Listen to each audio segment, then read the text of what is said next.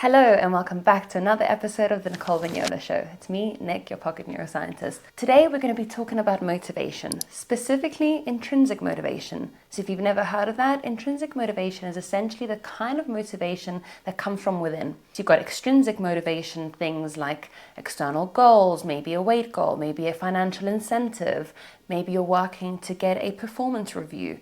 Now, generally speaking, intrinsic motivation fosters a deeper sense of creativity and the ability to want to do things because you've generated that motivation yourself. Intrinsic motivation, depending on the context, is actually the preferred method to go about things.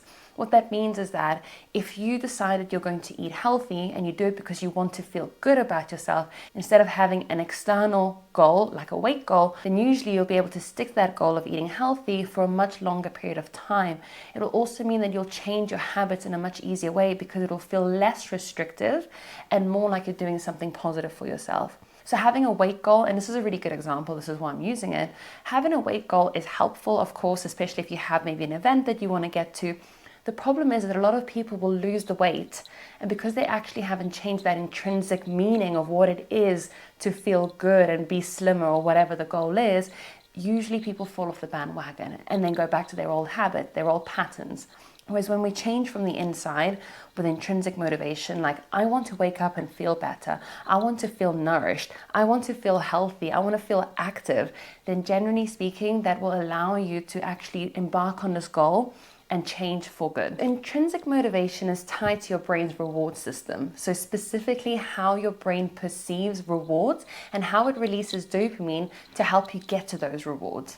Intrinsic motivation is what drives most entrepreneurs, creatives, artists, anyone that's essentially putting themselves out there in the world. And this applies to many things and goals, not just if you're creative or an artist, etc., but especially if you're somebody that has to self-generate the motivation to do work that then gets put out into the world. Intrinsic motivation is generally guided by personal satisfaction. It's more sustainable because it aligns with your personal goals, your personal beliefs, your personal core values. And most importantly, it's actually driven by genuine interest. When we have an external goal, like a performance review for work, you're going to do it because you know that your boss is going to check up on you and check if you're doing well and you want that bonus.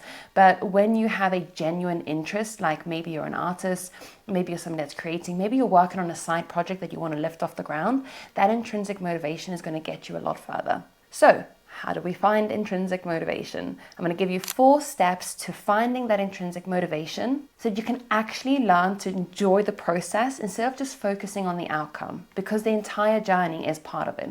So step number 1 is to connect with your purpose. Self-determination theory essentially tells us that when we align our actions with our personal goals, our intrinsic motivation flourishes. We are more likely to engage in the activity and find the will to do it than if they are not aligned with our personal goals. So I want you to ask yourself, why do I want to do this? Whether it be working out, whether it be studying, whether it be working on a specific goal, when you align with why it is that you want to do that, usually there is a better outcome. Now, as an example, I studied neuroscience as an adult. I went to university when I was 26 years old and I self-funded the entire thing. I mean, obviously I got loans, etc. But what that means is that I didn't have my parents pushing me to do my degree. It was all down to me. And I knew that I wanted to help people. I knew that I wanted to write a book eventually. And so the motivation to turn up to lectures and do well was intrinsically motivated because I wanted to be there. I mean, I was 26 years old with a career already, so I could have not turned up and not done anything.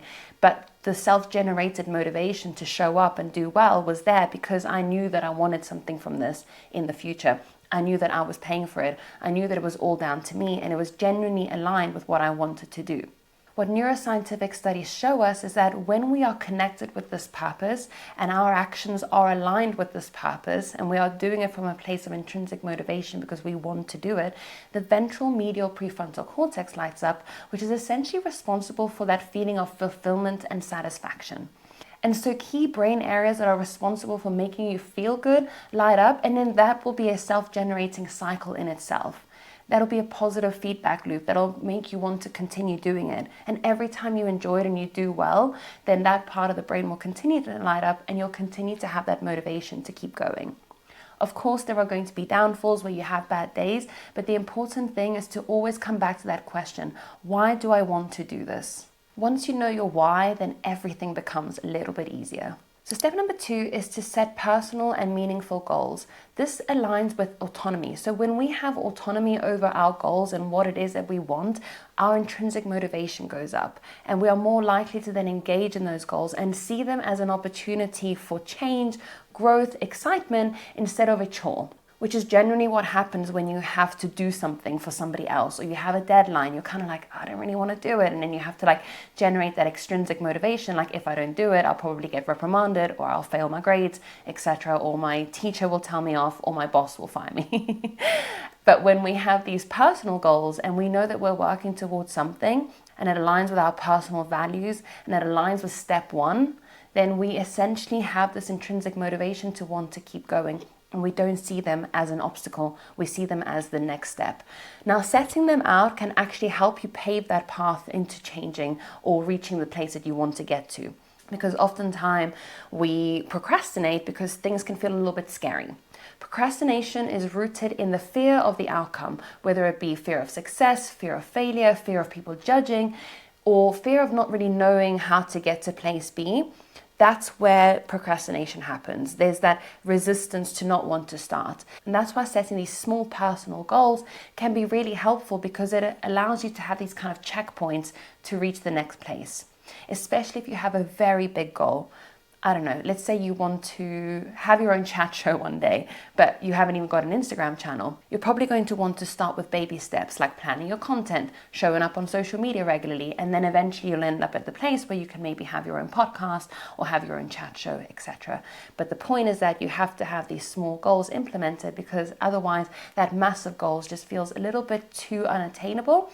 And then that's where procrastination comes in, because there's a fear that you've just made this big jump from being here to having a chat show. There's a lot of room here for disappointment. There's a lot of room for procrastination and failure. If we look at this as more of a habit-based goal, so maybe you want to eat healthier, then what this shows is that when we achieve these small personal goals and we change our mindset, like I want to eat better because instead of having a weight goal, we actually activate a part of the brain called the dorsal striatum, responsible for habit formation. So it actually helps our ability to change our habits when we change our specific goals based on something that is intrinsically motivated.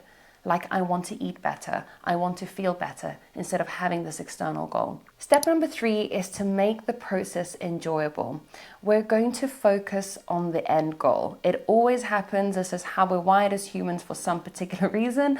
But the important thing is to remember that there's also a process involved in getting to place B. Let's take my guitar playing as an example. I want to be a better guitarist. I started playing a year and a half ago. I've actually gotten quite good. But in that, a lot of people ask me, like, how did I get to that point? And it was acknowledging that I wasn't going to be good in the first 6 months to a year, and sticking with it regardless, because I had this intrinsic motivation of wanting to be better for myself, not for anything else. I mean, I obviously had external goals, but they aligned with my personal values and they aligned with my personal view on wanting to become better. And so enjoying the process also means that you acknowledge that you're going to have bad days, you're going to have frustration, and they are not complete setbacks. So people get to that point where they have this resistance, there's a setback, there's frustration, there's irritability, there's the time where you start to plateau. And so this is where people think, oh, okay, well, actually, I can't get any further. I'm just going to give up. And this is where you need to reinstill that process of enjoyment, however that shows up for you. Maybe it's taking a couple of steps back and saying, okay, I'm just going to have fun with the things that I can do. Or maybe you change your environment. Maybe you ask a friend to help you. Maybe you start to hang out with people that can push you a little bit. Because what this does is it helps to release dopamine, which continues to make you feel good and continue to want to stay on that journey of change.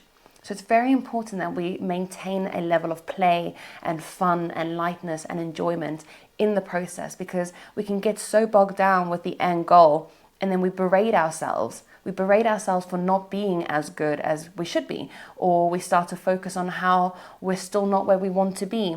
And then that creates shame, it creates guilt, it creates frustration even more, and it reminds you that you're not good enough. Once you start repeating those things in your mind, you know that it's a downward spiral, and the next thing you know, you've given up on all the goals that you had for yourself.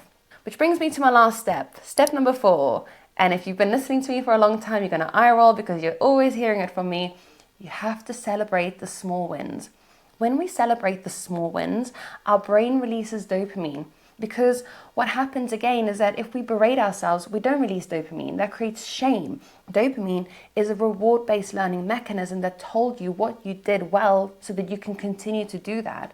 Let's use my guitar playing as an example again. Let's say that I was having a bad day and I was frustrated and irritated, but I committed to playing for 10 minutes anyway on that day.